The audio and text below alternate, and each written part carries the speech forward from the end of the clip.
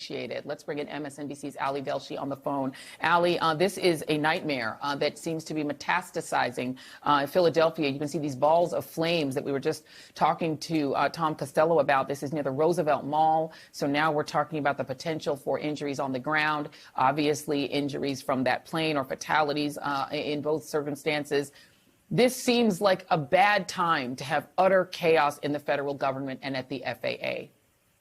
Yeah, this is a really complicated matter because Northeast Philadelphia Airport falls under the Philadelphia Aerodrome. So the larger air traffic control area that controls that area is Philadelphia and the Philadelphia Tower. It's responsible for a lot of incoming and outgoing flights anywhere into the region. It's a pretty busy airport, actually. This flight was coming in from Morristown, New Jersey, as Tom was saying. These Learjets are equipped because of the size of them and the range that they can fly. They're equipped to put medical patients on. They can put stretchers on them. Very unusual situation because to fly a Learjet, your qualifications have to be pretty high. So we're not quite sure, and we never like to speculate this early into an accident as to what could have happened. But it does seem to have overshot the runway. And when you do that, you end up in, first of all, a pretty residential area in Northeast Philadelphia. So it's densely populated. You know, one of the good fortunes we always seen when a plane doesn't land exactly where it's supposed to be is that often it's in an unpopulated area. That's not the case here. This is a populated area. Roosevelt Mall is obviously a busy place. I'm looking at aerial shots right now, and there are closures all around the area because this is a big concern. It's also a very short journey on an aircraft that is very powerful, and because it's a jet, carries a great deal of fuel. Jet fuel is very flammable, so this has the potential to be much more serious than that looks at the moment. We do know what we know right now is it does seem to have been on a medical mission coming from Morristown, New Jersey. Very short flight, not long at all, but that's often the case with these medevac flights or these things in which they're moving patients. But yeah, this has landed outside of a fairly busy airport. Northeast Philadelphia is the second busiest airport in the Philadelphia metro area, but they all fall. I've flown out of the Philadelphia regional airports a lot. They all fall under Philadelphia. So any air traffic control information you need, if you're flying out of any of these small airports, it gets governed by the ATC and the controllers that deal with Philadelphia Airport because it's all in very similar related airspace, and it is incredibly busy airspace. Obviously, for those of us who live in New York, you have three major airports and a bunch of subsidiary airports, so there's probably no busier airport, but we've been talking about DCA with Reagan. There are three major airports in that area and a lot of subsidiary airports. This area around Philadelphia has a lot of them. So this is a busy airport area. It's a busy area for air flights. And it is sadly an area where if a plane does overshoot or something happens and it doesn't land on the pad of the airport, there's a great deal of danger of getting into an occupied area, where people live. One of the instructions pilots always have when they're having a problem landing or taking off, when you're that close to the ground, it's the most dangerous aspect of flight, both taking off and landing. And the instruction a pilot always has is you fly that plane until it's not flyable anymore, until it's onto the ground.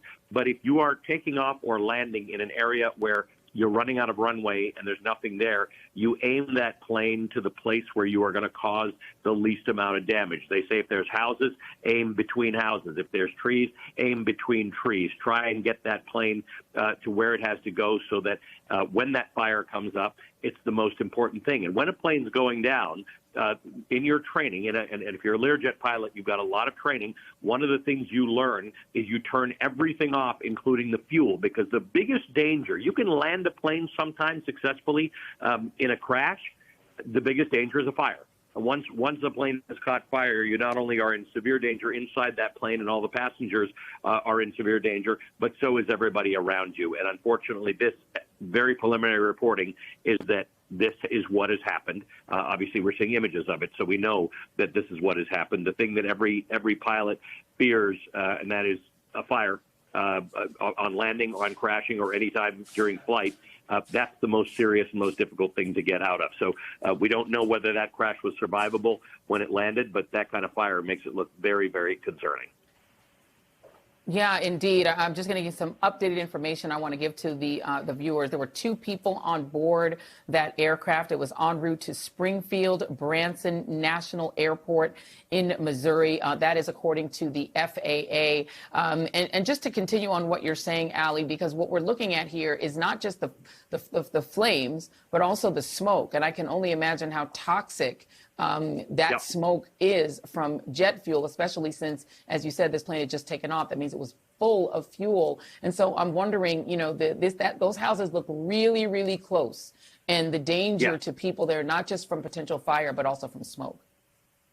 Yeah, and the spread of fire, as we watched in Los Angeles, right? When you're in an urban area Absolutely. and homes are very, very close together, there's all these sort of fantasies about how you make sure that home fires don't spread to other places by having brush that's not too clear to your, close to your house and 100 feet and 200 feet. That's not how it works in a place like Northeast Philadelphia. These are heavily populated areas. Homes are very, very close together. So it's not a situation where if 1 or 2 houses are on fire, you're safe. This is going to be a full fire response in the area, because they're going to have to make sure that everything on every block in that area isn't there, and that embers from the fire don't end up on someone else's house and creating a much, much bigger problem. As I say, when you're thinking about a plane crash, it's a terrible, terrible thing, but you hope, and this is what all pilots do, they all try and say, if this plane is going down, how do I get it to go down with the minimal impact, both obviously to the people on board,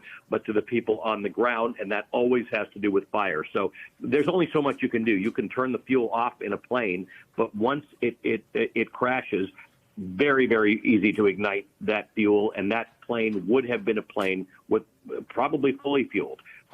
Small planes don't tend to fly around without full fuel if they can avoid doing so, because it's a safety mechanism. On large planes that are going across the country, they tend not to have more fuel than you need. But on a small plane, you have to have at least half an hour more fuel than you would need to complete the trip that you filed for. So it's possible that that plane was going to refuel somewhere along the line, but that's a lot of fuel that's already on the plane, and that's burning. And once that fuel gets onto things around it, there's very little firefighters can do except try and provide for the area around it to hope that fire doesn't spread.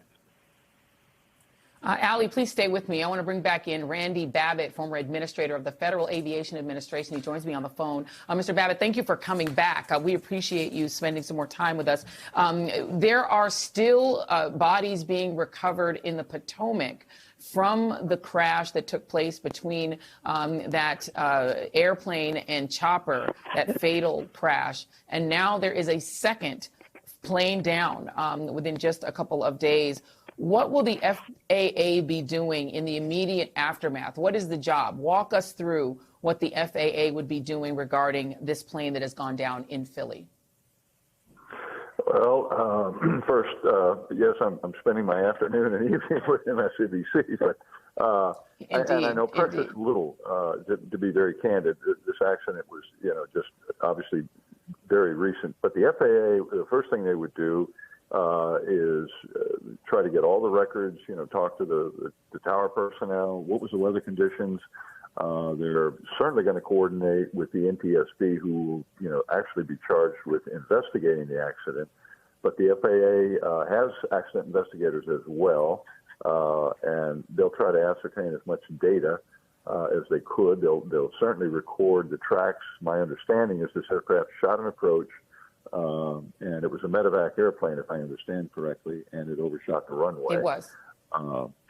There's a little bit of history. It's sort of a blessing and a curse. The medevacs, it's always an emergency condition. You have someone, you're either going to go get someone from an accident or you're taking someone from an accident. And they're obviously, because we're flying them in and out, they're not healthy. They've been injured. And so a lot of times these groups, the medevac pilots, sort of push the edge of the envelope to make sure they can get somebody to a hospital in sometimes marginal conditions, candidly. And I don't know what the weather up. I live close enough to know that it's raining here, so it was probably a wet runway. And they were trying to get on the ground to get some people some emergency help, and something went wrong.